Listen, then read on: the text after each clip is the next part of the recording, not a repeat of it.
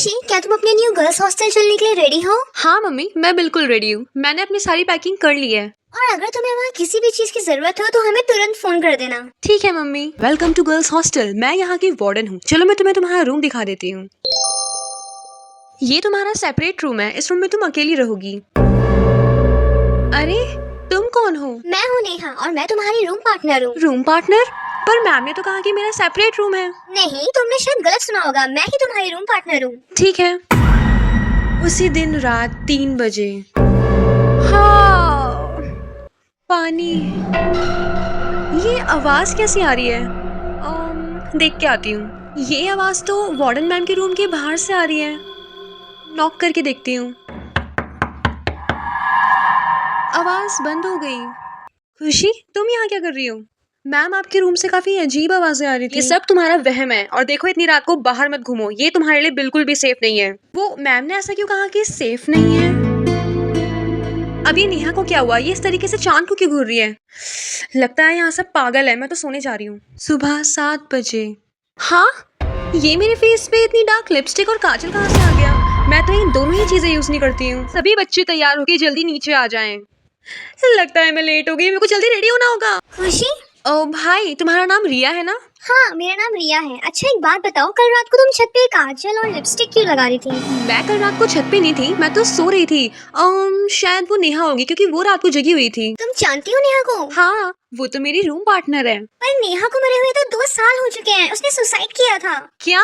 तुम्हें जो रूम रहने के लिए मिला है वो नेहा का ही था, इसलिए वो तुम्हें दिखी। और यहाँ काफी बच्चों को नेहा की आत्मा दिखाई दी है। और तुम पर नेहा ने ब्लैक मैजिक किया है, इसलिए कल रात को तुम छत पर थी और तुम्हें कुछ याद भी नहीं है।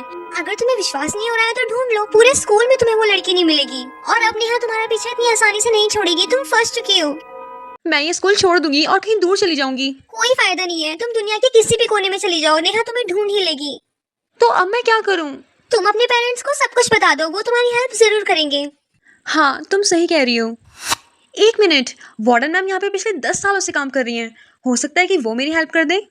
मैम, वो मुझे आपको कुछ बताना था। हाँ, बोलो। वैसे यहाँ काफी बच्चों ने नेहा को देखा है।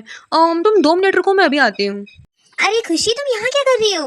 रिया, मैंने वार्डन मैम को सब कुछ बता दिया है। अब सब ठीक हो जाएगा।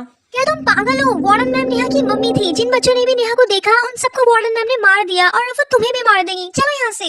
रिया, अब मैं क्या करूँ? अब तो मैं और ज्यादा फंस चुकी हूँ। अब हम जो कुछ भी करेंगे रात को ठीक 12 बजे करेंगे। बोलो, अब क्या करना है? हॉस्टल के पीछे वाले जंगल में एक दादी माँ रहती हैं। वो सारी आत्माओं को अपने वश में कर लेती हैं। हमें उन्हीं की मदद लेनी चाहिए। ठीक है। कितना डरावना है, कहीं नेहा की आत्मा यही ना आ जाए। वो देखो, वो रही। मैं तुम्हारी सारी परेशानी समझ गई बच्चों। नेहा की आत्मा पिछले 2 सालों से भटक रही है। उसे अभी तक मुक्ति नहीं मिली। नेहा का जो कमरा है उसके दरवाजे पर ये राख डाल देना और ऊपर से ये ताला लगा देना। ऐसा करने से नेहा की आत्मा कभी उस कमरे से बाहर नहीं आ पाएगी। ठीक है, चलो। वो देखो, वो रही नेहा। कहाँ है? मुझे कोई नहीं दिखाई दे रहा वहाँ पे। क्या? तुम जल्दी राख डालो, जल्दी करो। डाल दी। ताला दो। ये लो, जल्दी करो। अब थोड़ा रिलैक्स फील हो रहा है। अब मेरी बात ध्यान से सुनो। हॉस्टल से थोड़ी दूर स्टेशन है, वहाँ से ठीक 3 बजे एक ट्रेन जाती है। उसमें तुम अपने घर चली जाओ और यहाँ कभी मत आना। पर क्यों? क्योंकि अगर तुम यहाँ रुकी तो वार्डन मैम तुम्हें मार देंगी। अब यहाँ मेरा मुंह क्या देख रही हो? जल्दी जाओ। अब हाँ, मैं जाती हूँ। मम्मी, मैं घर आ गई। अरे तुम इतनी रात को यहाँ कैसे आ गई? क्या हुआ? मम्मी, ये बहुत लंबी स्टोरी है। मैं आपको सब कुछ बताऊंगी कुछ दिनों बाद। अरे, रिया का फोन आ रहा है।